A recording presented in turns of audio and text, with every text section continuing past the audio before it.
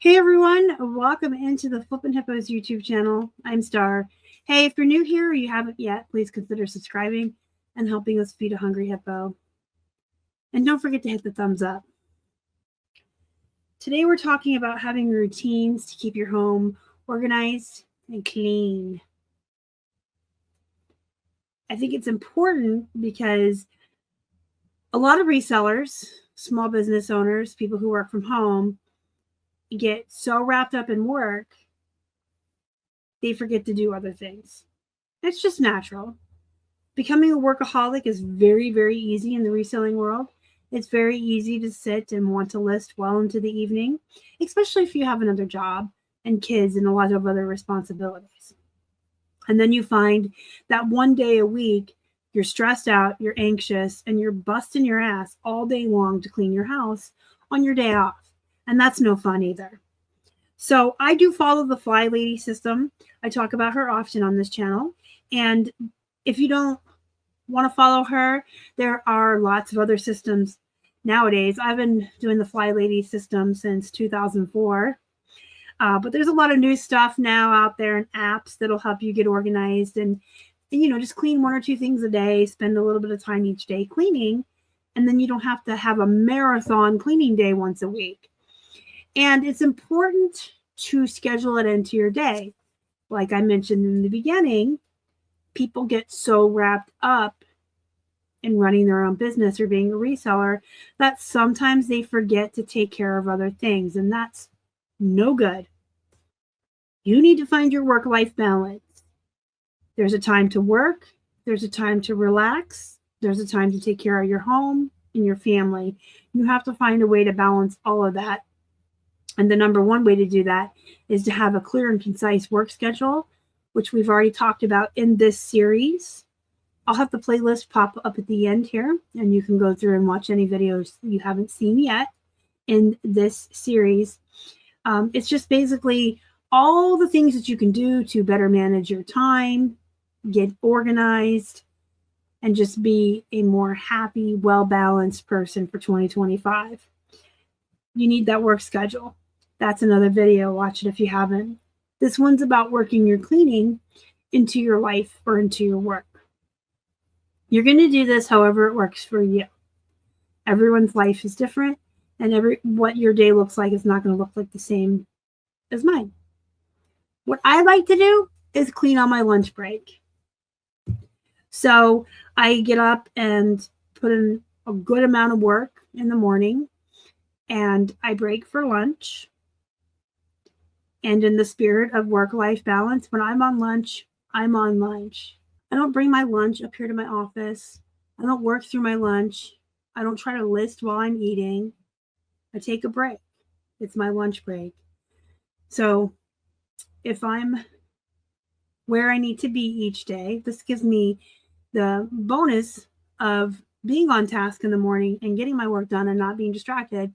Because if when I break for lunch, I'm at the point where I need to be that day, then I get to read 2 chapters of my book while I eat my salad.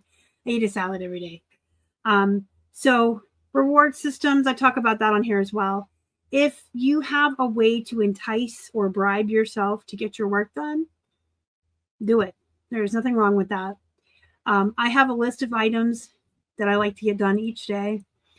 I've showed this before, but I'll go ahead and show it again. I have a list of, a to-do list that I like to get done each morning in the morning before I go to lunch. And if I can get these done, then I get to read 2 chapters. If I'm behind or I don't get them done, I still read 1 chapter. I still take a nice break, eat, and have a chapter, but I don't get my extra one. After lunch is when I do my chores. And I have them also broken up on that little graphic that I made. They're in purple here. But after lunch, I will do my daily chore. It takes me 20 minutes at most. And then I get back to work. So each day for 20 minutes after I eat. Saturdays and Sundays, we usually don't work. So I do them like first thing in the morning before I commence my day off. I get up, get ready for the day, and I'll spend 20 minutes on that day's chore, and it's done. So 20 minutes out of my day each day. But you don't have to do it on your lunch break. You can do it whenever it works for you. Keith has his little tasks lists that he does too. He also follows the Fly Lady system. We do it together, and we just break the stuff up between the two of us. He likes to do it after work, before dinner.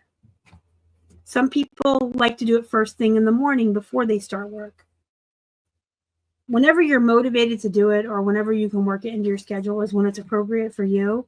But I highly recommend following the Fly Lady or even a similar system, because I clean for 20 minutes every day, 7 days a week, but that's it. I don't have marathon cleaning days. I don't have spring cleaning. My house is just always organized and clean.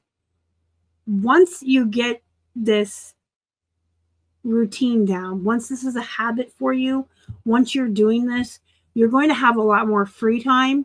Your house is going to be a lot more organized. Obviously, if you have small children, your home is never going to be 100% decluttered. It's always going to look lived in, and that's fine. Again, everyone's life is different. If you live alone or you're an empty nester, you probably have an easier time of keeping things clean than if you have toddlers or kids, and I understand that. I'm for now, but I had 2 boys, so I get it. If you are a minimalist, it's going to be easier than someone who likes to collect things because you're going to more to dust and stuff like that. But I just feel like if you clean every day for 20 minutes and you make it part of your day, it's done, it's over with, it's out of the way. If you're someone who likes to procrastinate and doesn't like to do stuff, you might want to do this first thing in the morning. I've mentioned my dad's advice on here before that he always told me growing up. Get the biggest things and the things you want to do the least out of the way first. That way they're done. So if you wake up in the morning and do all of your least liked tasks first, the rest of the day is open to all of the stuff that you enjoy a little bit more. I do keep track of the Fly Lady system in my planner, and I do rewrite this every year. And it's just her zones broken down with the cleaning tasks.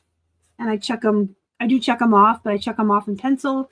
So when I work my way all the way down a list, I can erase it and start over. You're in each room on her system.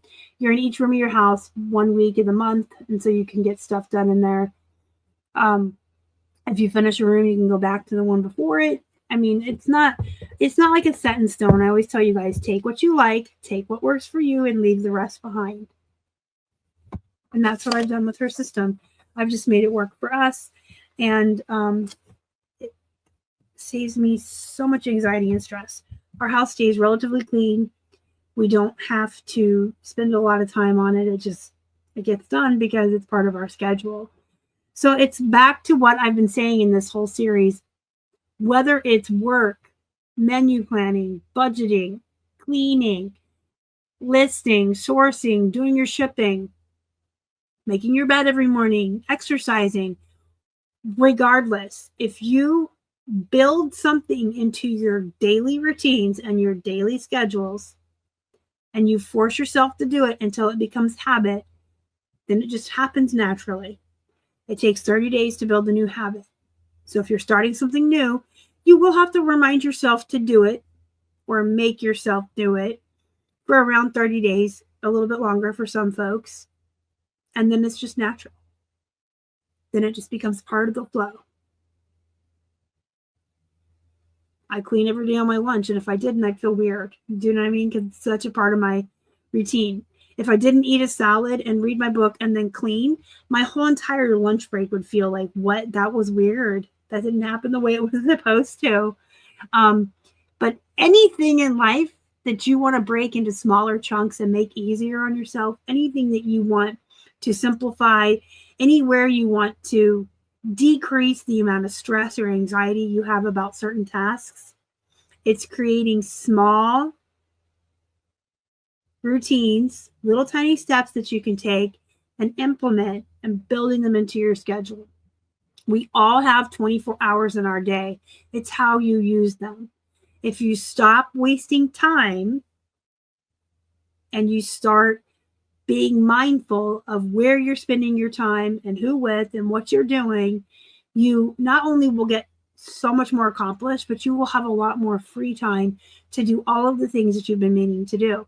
And you'll be doing them in a clean house with home cooked food. I'm telling you. All right, I'm going to have this series pop up. There's been a bunch of videos in the series this year covering everything from cleaning and budgeting, cooking, all the good stuff that makes your daily life and your reselling business flow smoothly. It's all about that work-life balance.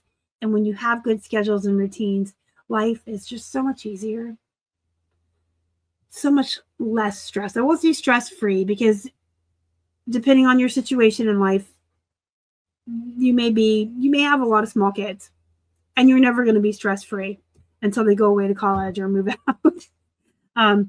But you can definitely do things to help your mental health and clarity and simplify things so that you will have a little bit of time to carve out at least once a week for yourself, for that me time, that self-care that's so important. And work-life balance is also very, very, very, very important.